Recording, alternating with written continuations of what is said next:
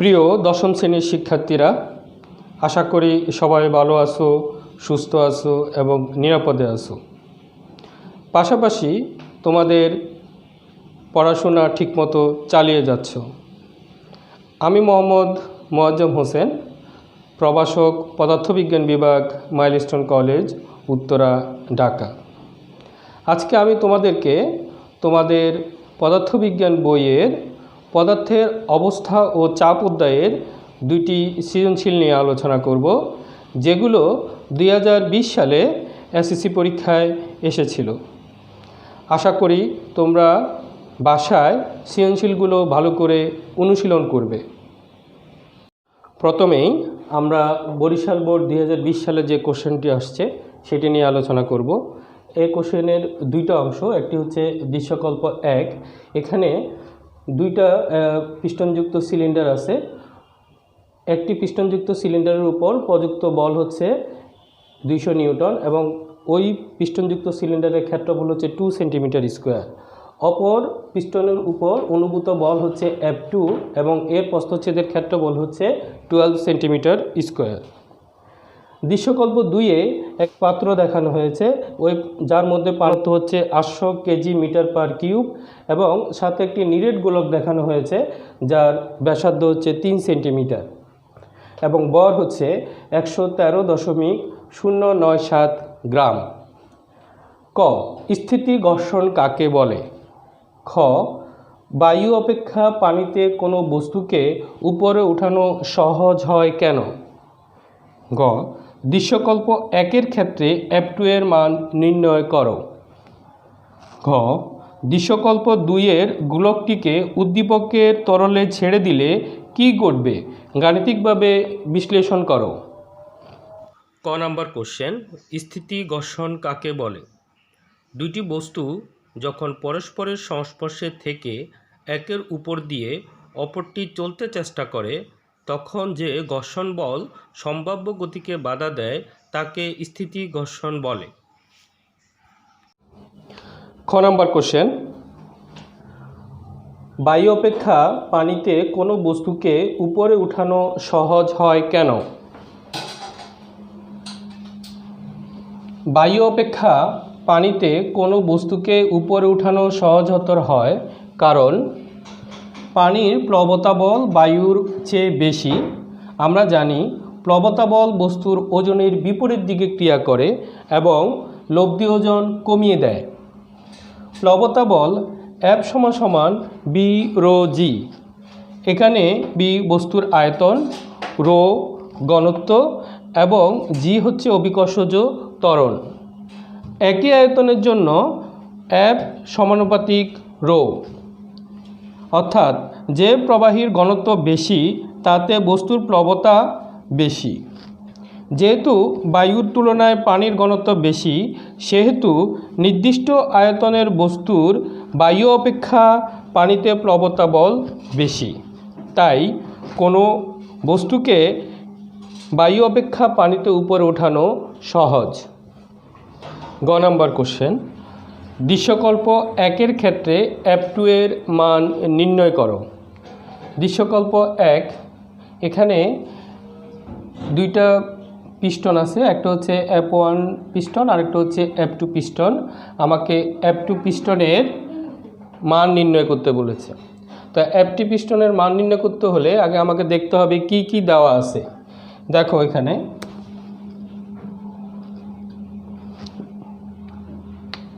দেওয়া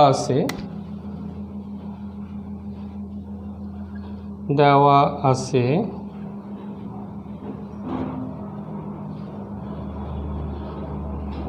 প্রথম পিস্টনের ক্ষেত্রফল,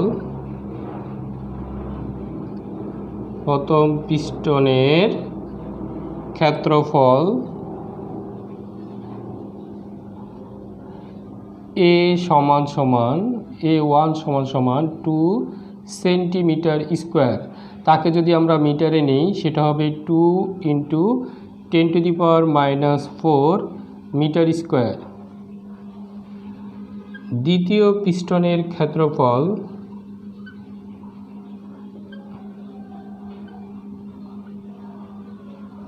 দ্বিতীয় পিস্টনের ক্ষেত্রফল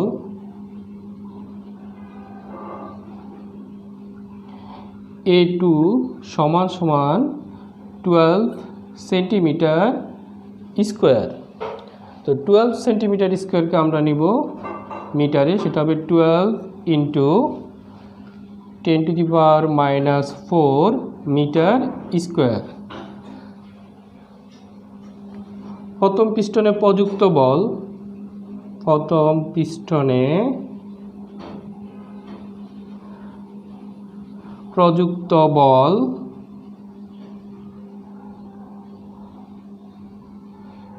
F1 সমান সমান দেওয়া আছে 200 নিউটন।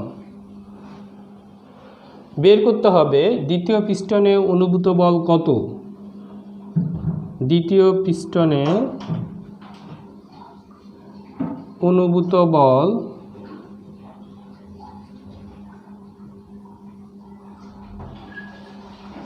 F2 সমান সমান কত সেটা আমাদেরকে বের করে দেখাতে হবে। আমরা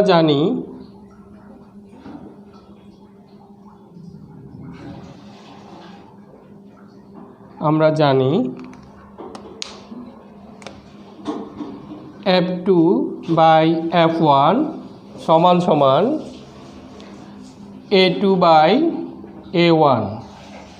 তাহলে F2 সমান সমান লেখা যাবে F1 into A2 by A1। তাহলে F1 এর মান হচ্ছে এখানে, F1 এর মান হচ্ছে 200 ইন্টু A2 হচ্ছে 12 ইন্টু 10⁻⁻⁴, A1 হচ্ছে 2 ইন্টু 10⁻⁻⁴।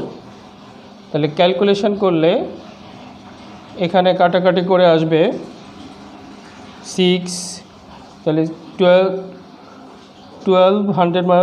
1200 নিউটন, 1200 বা 1200 নিউটন।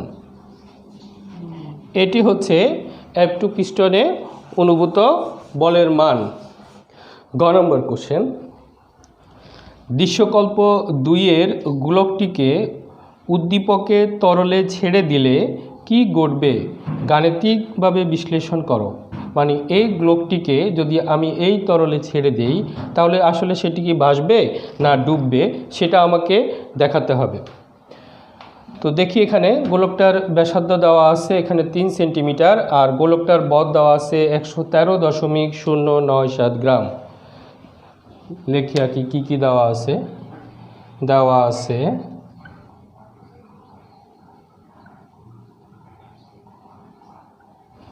গোলকের ব্যাসার্ধ, গোলকের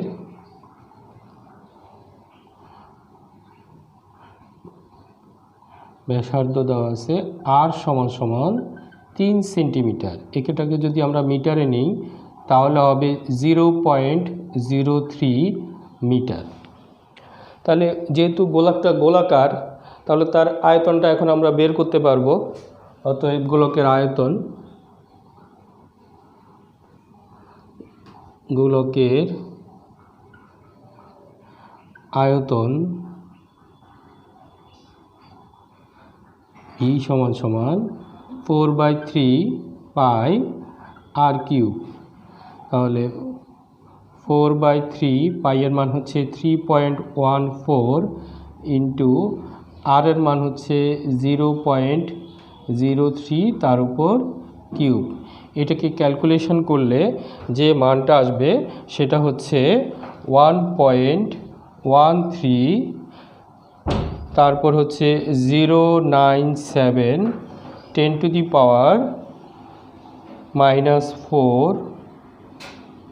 মিটার কিউব। এটি হচ্ছে গোলকের আয়তন। তাহলে গোলকের আমরা আয়তন পেয়ে গেলাম, গোলকের ভরটা দেওয়া আছে। অতএব গোলকের ভর গোলকের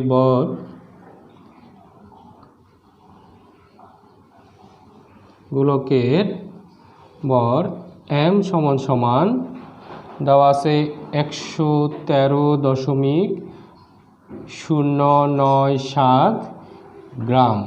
তাকে যদি আমরা কেজিতে নিই, তাহলে মানটা আসবে 0.113097 কেজি। তাহলে আমরা গোলকের আয়তন পেলাম, গোলকের ভর এখানে দেওয়া আছে। তাহলে এই গোলকটার এখন ঘনত্ব কত সেটা আমরা বের করতে পারবো। অতএব নিরেট গোলকের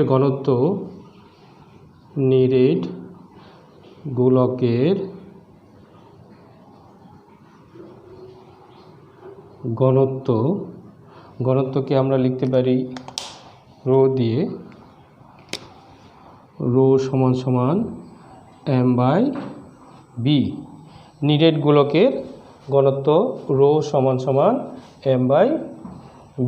এটাকে আমরা একটা দিয়ে লিখি। নিরেট গোলককে আমরা এখানে মনে করলাম এটা রো 1 দিয়ে লিখি। তাহলে রো 1 সমান সমান m/b। আচ্ছা, এখন দেখো এখানে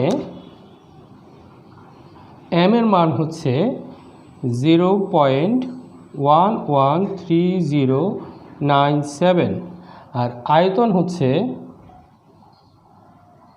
1.130097 10⁻⁴।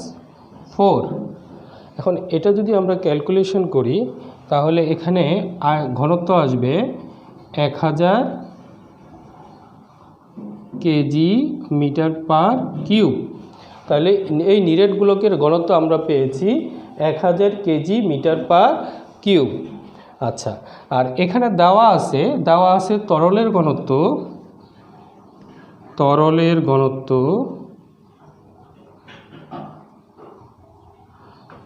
ঘনত্বকে আমরা রো দিয়ে লিখেছি।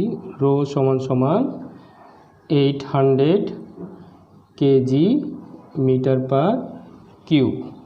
তাহলে দেখা যাচ্ছে তরলের ঘনত্বটা কম আর এই গোলকের ঘনত্বটা বেশি। তাহলে যেহেতু গোলকের ঘনত্ব বেশি, তরলের ঘনত্ব কম, তাহলে গোলকটা পানির মধ্যে সম্পূর্ণ ডুবে যাবে। যেহেতু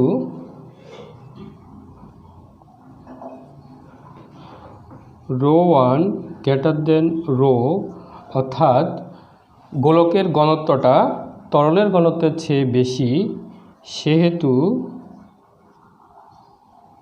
সেহেতু গোলকটি তরলে সম্পূর্ণ ডুবে যাবে। গোলকটি তরলে সম্পূর্ণ ডুবে যাবে। এখন আমরা আলোচনা করব দিনাজপুর বোর্ড 2020 সালে যে কোশ্চেনটা আসছে সেটি নিয়ে। উদ্দীপকটি হচ্ছে, একটি হাইড্রোলিক প্রেসের বড় পিস্টন ও ছোট পিস্টনের ব্যাসের অনুপাত 5:1। ছোট পিস্টনটি কিছু পরিমাণ দূরত্ব অতিক্রম করলে বড় পিস্টনে 300 নিউটন বল অনুভূত হয়। ক, প্লবতা কাকে বলে? খ, দাঁড়ালো আলপিন দিয়ে কাগজ ছিদ্র করা সহজ কেন? গ, ছোট পিস্টনে প্রয়োগকৃত বলের পরিমাণ নির্ণয় করো। ঘ, উদ্দীপকের তথ্য অনুযায়ী উভয় পিস্টনে কাজের পরিমাণ সমান হবে, বল বৃদ্ধিকরণ নীতির সাহায্যে বিশ্লেষণ করো। তো ক নম্বর কোশ্চেনটা ছিল প্লবতা কাকে বলে।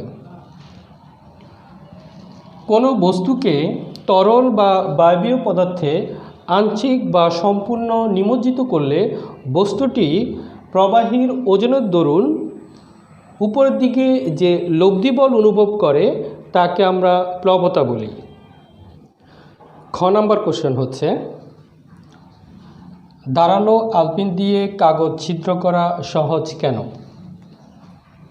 আলপিনের মাথায় প্রযুক্ত চাপের পার্থক্যের কারণে বোতা আলপিনের পরিবর্তে তীক্ষ্ণ ধারালো আলপিন দিয়ে কাগজ চিত্র করা সহজ।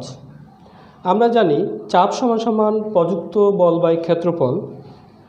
যদি প্রযুক্ত বল ধ্রুবক থাকে তাহলে যে তলের ক্ষেত্রফল কম সেটির উপর বেশি চাপ প্রযুক্ত হবে। বোতা আলপিনের তুলনায় তীক্ষ্ণ ধারালো আলপিনের মাথার ক্ষেত্রফল অনেক কম, তাই তীক্ষ্ণ ধারালো আলপিনে প্রযুক্ত চাপ বেশি হয়। তাই বোতা আলপিনের তুলনায় তীক্ষ্ণ ধারালো আলপিন দিয়ে কাগজ ছিদ্র করা সহজ। গ নম্বর কোশ্চেনটি, ছোট পিস্টনে প্রয়োগকৃত বলের পরিমাণ নির্ণয় করো। আগে লিখব এখানে কি কি দেওয়া আছে সেটা লিখে নিই। দেওয়া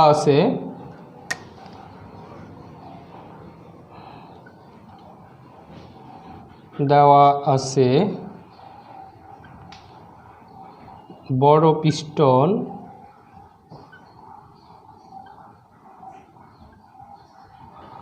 ও ছোট পিস্টনের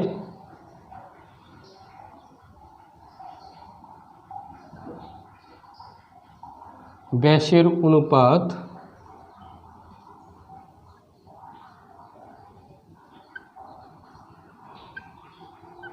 অনুপাত বড় পিস্টনকে যদি আমরা D2 দিয়ে লিখি, ছোট পিস্টনকে যদি আমরা D1 দিয়ে লিখি, তাহলে লিখতে পারি 5:1।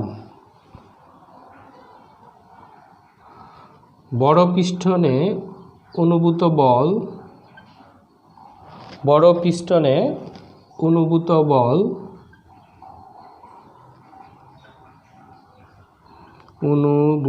বল F2 সমান 300। বড় পিস্টনে 300 নিউটন বল অনুভূত হয়, সেটা হলো 300 নিউটন। তাহলে ছোট পিস্টনে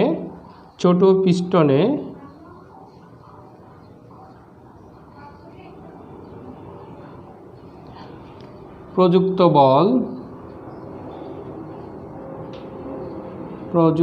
বল F1 সমান কত? আমরা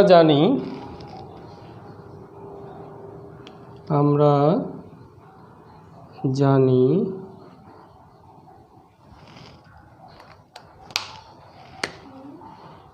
F1 বাই F2 সমান D1 square by D2 square. এখান থেকে আমরা F1 এর মানটা বের করতে পারি। F1 সমান হবে F2, আর এটাকে আমরা লিখতে পারি D1 by D2 whole square. তাহলে F2 এর মান হচ্ছে 300। এখানে D2 অনুপাত D1 5:1, তাহলে D1 অনুপাত D2, তাহলে 1:5 লেখা যাবে। তাহলে এখানে লেখা যাবে 1/5, তারপর স্কোয়ার। তাহলে এখন আসবে 300 ইন্টু 1/25, কাটাকাটি করলে আসবে 12 নিউটন। অর্থাৎ F1 পিস্টনে প্রযুক্ত বল হচ্ছে 12 নিউটন। গ নম্বর কোশ্চেন, উদ্দীপকের তথ্য অনুযায়ী উভয় পিস্টনে কাজের পরিমাণ সমান হবে, বল বৃদ্ধিকরণ নীতির সাহায্যে বিশ্লেষণ করো। যেহেতু তরলটি অসংকোচনীয়, সেই ক্ষেত্রে ছোট পিস্টনে প্রযুক্ত বলের কারণে যতটুকু তরল নিচে নামবে তার আয়তন বড় পিস্টনে উত্থিত তরলের আয়তনের সমান হবে। মনে করি উক্ত আয়তন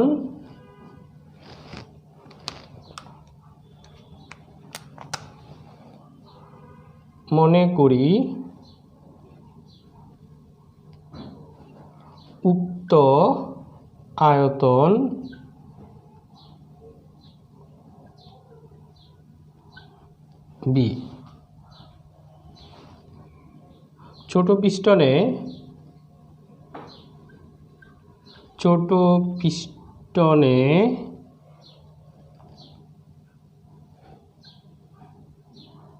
তরলের অবনমন L1, এটা ধরলাম। তাহলে বড় পিস্টনে তরলের এটা হবে উত্থান, কতটুকু উঠল, উত্থান L2। অতএব ছোট পিস্টনে কৃত কাজ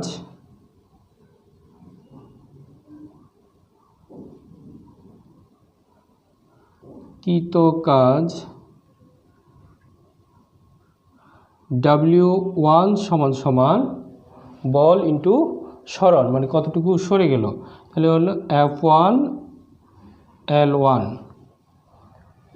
বড় পিস্টনে কৃত কাজ W2 সমান হবে F2 L2। এখন এই আয়তন B সমান হবে, আমরা যদি ক্ষেত্রফল আর দৈর্ঘ্য গুণ করি বা সরণ কতটুকু সরে গেল সেটা গুণ করি, তাহলে A1 L1 সমান হবে A2 L2। এটাকে আমরা লিখতে পারি A2 by A1 L1 by L2। আমরা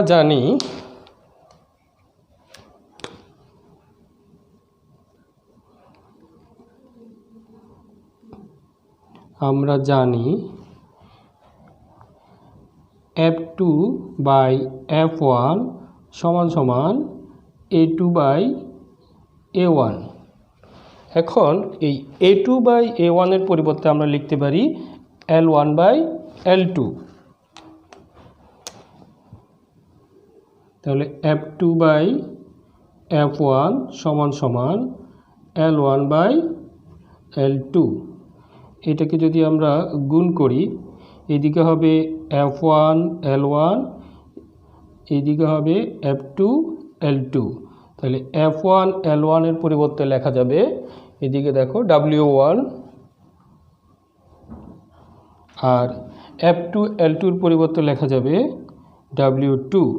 তাহলে আমরা দেখলাম এদিকে প্রথম পিস্টনে কাজ হলো W1, দ্বিতীয় পিস্টনে কাজ হচ্ছে W2, দুইটাই পরস্পর সমান। অর্থাৎ উভয় পিস্টনে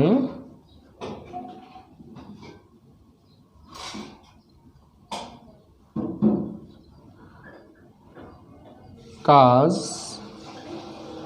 সমান। তো প্রিয় শিক্ষার্থী, আজকে এ পর্যন্তই। সবাই ভালো থাকবে, সুস্থ থাকবে এবং নিরাপদে থাকবে।